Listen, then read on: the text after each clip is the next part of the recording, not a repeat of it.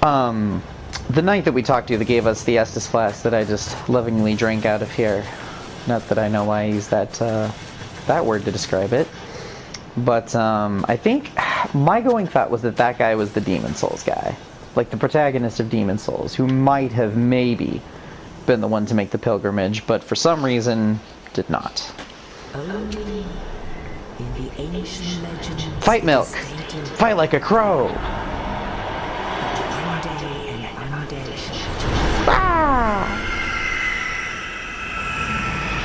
Not as well timed as I would have liked it to be.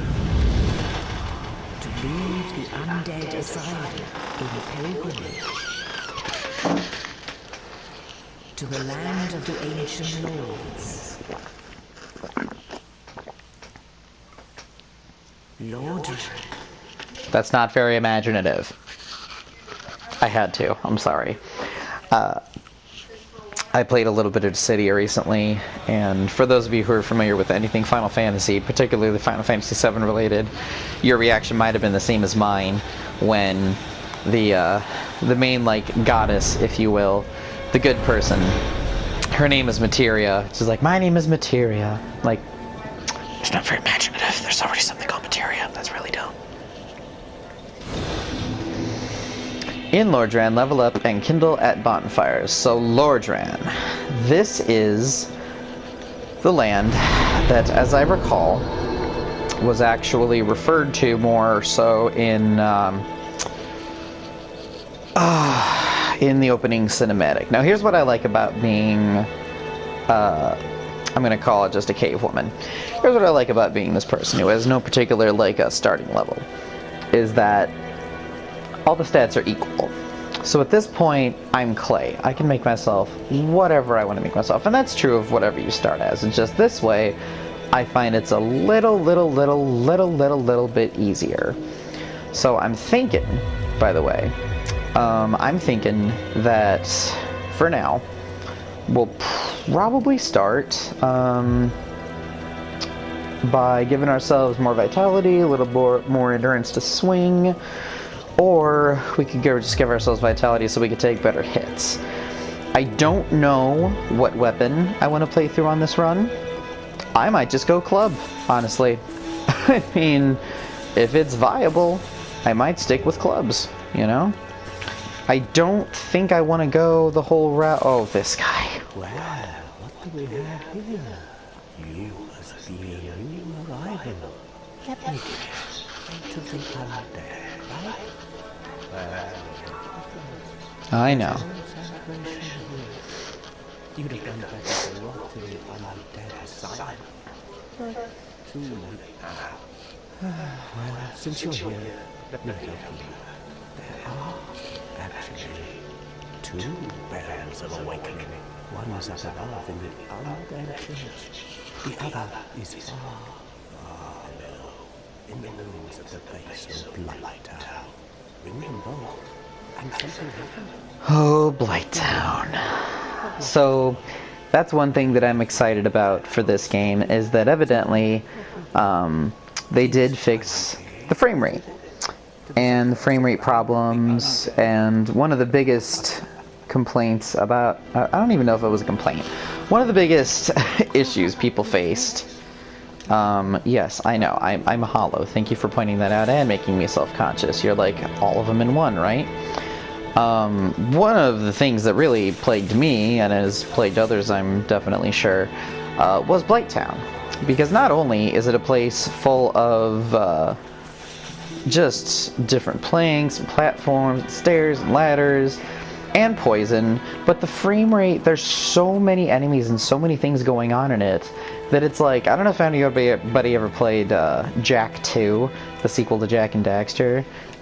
If you haven't, I mean, I can't imagine who I'm talking to who hasn't, but there's one of the earlier stages that you go on metalhead hunting. There's like a whole bunch of them that show up at once, and if you let too many of them show up and then use like a big massive attack, like, I froze up my PS2 at some point doing that.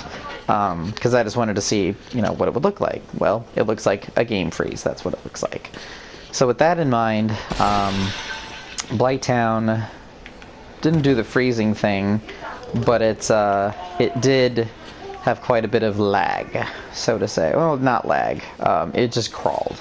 Crawled and crawled and crawled.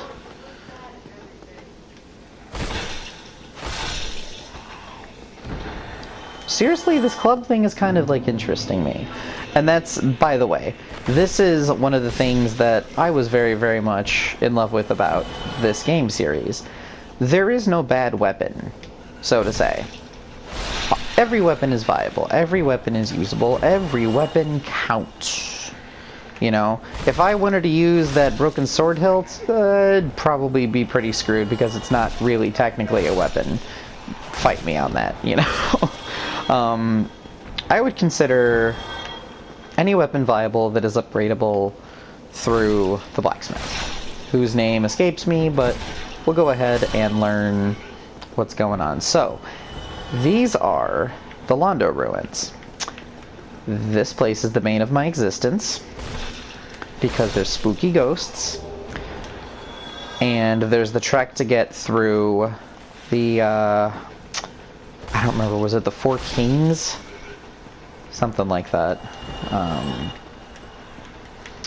There's a whole Act 2 of this game in which we are tasked with collecting Lord souls, and this is one place we have to go. Okay, so transient curse, big important thing. Glad we made it there. Temporary curse allows engagement with ghosts. Limb of the victim of a curse. Temporary curse allows engagement with ghosts. The only way to fight back against ghosts who are cursed beings is to become cursed oneself. The safest method, however dreadful, is to cut off an arm of the dead.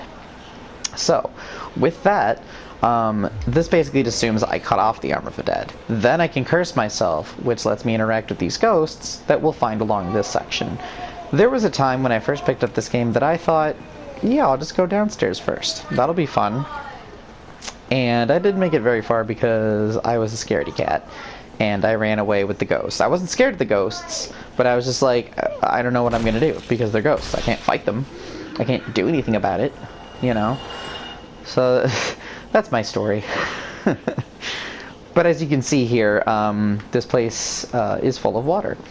And namely, as I understand it, this place, I believe, was cursed by the Void. And the Void's something that we'll get into in the lore later on. Again, there's probably people just like tossing and turning, just like, no, that's not, that's, oh, Rickert of Vinheim. Okay, so I'm just trying to remember people. I was thinking that I might actually keep a journal of all the lore stuff, but, you know, we're going to be going through this and I'm recording this, so here's what we're going to do. Now, we can actually reinforce stuff here, which I think is interesting, but I don't know if it's any better or worse than if we get the other dude to do it. That said, should we... oh, no, I didn't want to do that. Also, you'll notice that I have 10 Estus Flask now. I don't know why that is. Because to get 10 Estus Flask, you have to kindle a bonfire once. And to do that, you have to become human, and you have to then sacrifice another humanity to do so. Something like that. Purchase item, that's what I was looking for. Okay, so check all this out. Soul sorcery emphasizing power. Fire heavy soul arrow. More powerful, but also slower sorcery. Difficult to use due to long cooldown. Again, these are more so for like combat purposes, but like look at this. Soul arrow. Soul arrows inflict major damage, making them effective against iron armor, tough scales, and other physically resilient materials.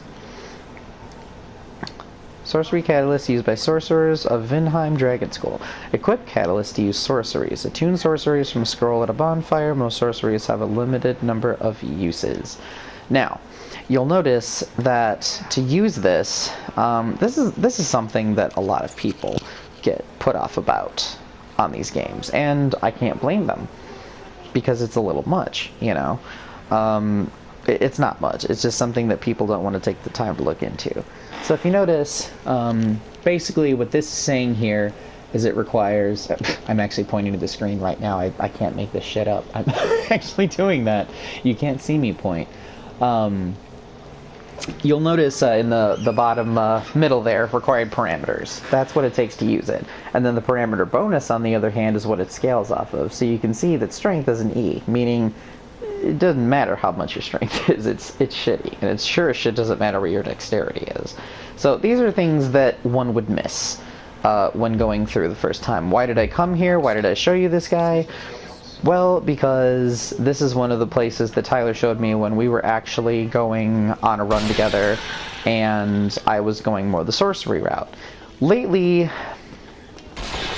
Not lately. When I picked this game up myself, I actually did a halberd run. I was going to do like a straight sword run, and then I found the halberd, and I thought, that's actually really fun. And when I say I thought, what I mean is, it really was.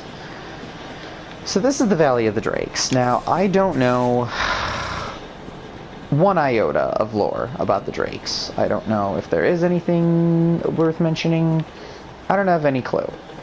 What I do know is that there's the thing I found out by playing the game normally. The thing about Blighttown is, typically one would think you have to go do the, I don't remember what it was called. There's a big dragon boss in the sewers. And you have to beat that so you get the Blighttown key, and then you go through the sewers again, you use the key to get into the well that'll get you into Blighttown, yada yada. That's all well and good, right? But instead, there's actually an entrance back the way I came to get into Blighttown and skip almost all of Blighttown. I dare say you would skip all of Blighttown that way. This is what people like to do, by the way, with this game. Safe zone ahead. Ready for next time? Surprise! It's just a dragon. That's it. That's all. Nothing happens with it. Unless, of course, you try to fuck with one of those things, then some bad stuff could probably happen. Alright, so, here's the thing. Remember those New Londo ruins?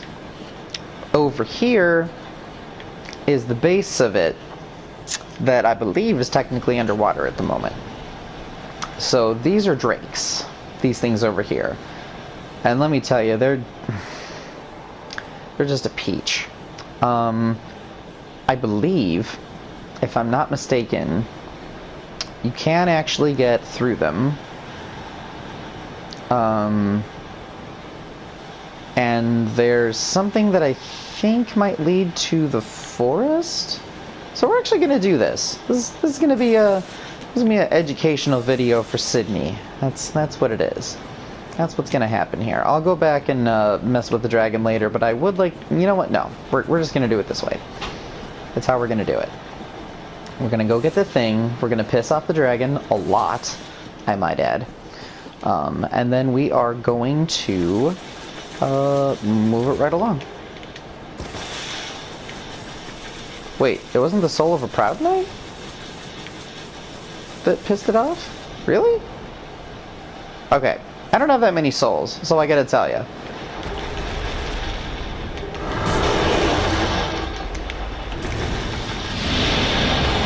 Oh. I cannot believe that I made it through that alive. Let's all take a moment and be thankful that I actually made it through that. So, that's a dragon. That thing gets pissed off. Is it a dragon? I don't know. Maybe it's a wyvern. I don't really know technically what a wyvern is because I don't pay attention to these things. Hey, check this out.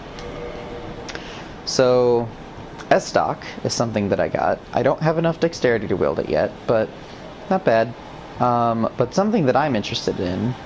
Didn't I just get... Yeah, Astora's Straight Sword. Okay, apparently I need more to use that, but this is actually pretty good apparently. Straight Sword of an unknown knight, likely one of Astora's superiors. High quality weapon with a powerful blessing. It scales fairly well off of faith and dexterity and strength. That's actually really nice. I dare say that would be that'd be a welcome relief. Okay, so this shield, on the other hand, Dragon Crest Shield. Shield of a nameless knight, likely a high-ranked knight of Astora. One of the enchanted blue shields, the Dragon Crest Shield greatly reduces fire damage. Really? Now, if we look here, It reduces 85% of fire, which could prove quite useful. There's some pretty good attack. Blocks 100% of physical damage, which is awesome. And technically, I can equip it. So I'm gonna. And I don't remember... Where was that thing? Oh yeah, equipment load. There we go. 6 out of 51. So actually, I'm still light as hell, and I've got a better sword. So I'm like 0 for 0. Now the Drakes use electric attacks, if I'm not mistaken. I don't know if that's technically what it is. Maybe it's considered magic. I don't know. But they're kind of a pain in the ass. You'll notice that shield didn't say much about blocking electricity. At least not that I could see. Hate it. I hate it. I hate it. I hate it. I hate going through these guys, 'cause they're a pain in my ass. You these guys. Oh my god.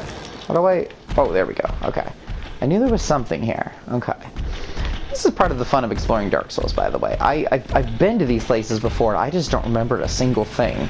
Most of my memory lies in Dark Souls 2. Which, okay. Everybody's gonna say that it's the worst. And I have to tell you, I agree. But I don't think it's like the worst because it sucks. I just think as a gripping thing, it's not as gripping to me. I think I would have to agree with Gerard the Completion on this one. If I believe it was he that said that it's definitely. Oh my god! I forgot all about that guy. I forgot all about him, and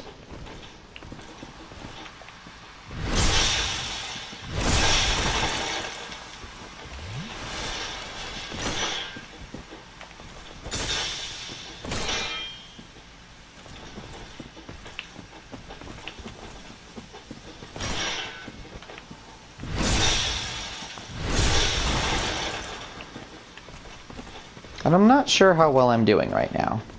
Not great. Ooh. Now, one of my other favorite shields is actually down here. So I'm looking forward to not fucking dying and fucking up. I will say I did rest at this bonfire, so that should be my new home. There's my shield right down there. I believe it is known as the Grass Crest Shield. I didn't quite kill him. That's a shame. I wonder if I could actually kick him off the cliff.